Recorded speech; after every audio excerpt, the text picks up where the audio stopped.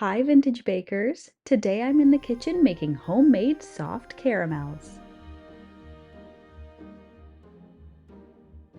These rich and chewy decadent treats are the perfect way to try candy making right in your own home.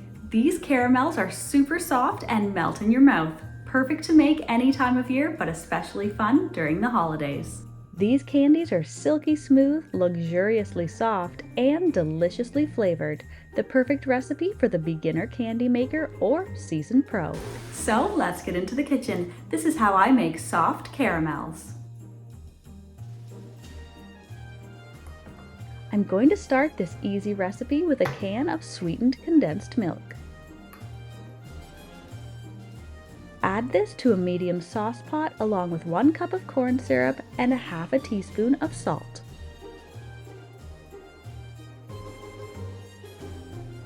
Mix this together in your sauce pot over medium-high heat.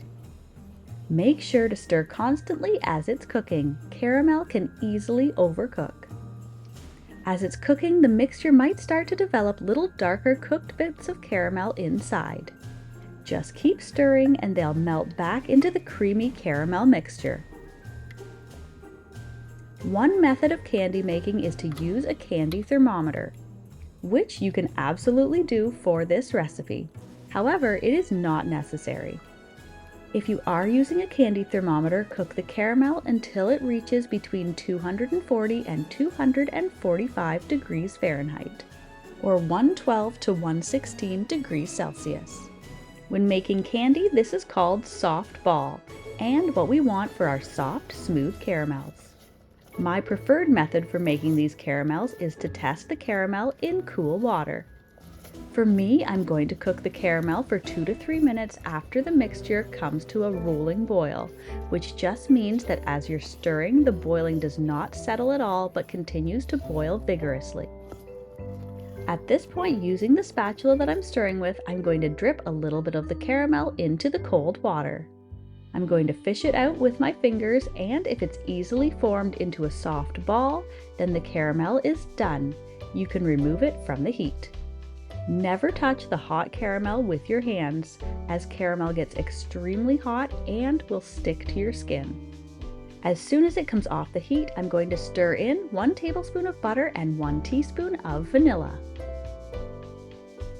This will also immediately cool down the caramel and stop it from cooking any further. Now I can transfer the mixture into a greased or lined square pan.